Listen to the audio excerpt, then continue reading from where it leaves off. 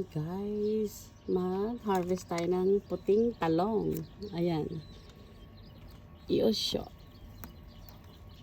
Arigato, talong. Ayan yung ayun. Ayan. Tapos meron pa isa. First harvest ko nito sa first talong ko na puti. Ayan, hulog siya. Tapos doon sa kabila meron pa isa malaki. Ayan.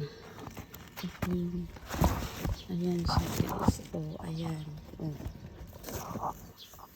Mabubusog na naman ako sa tanim ko.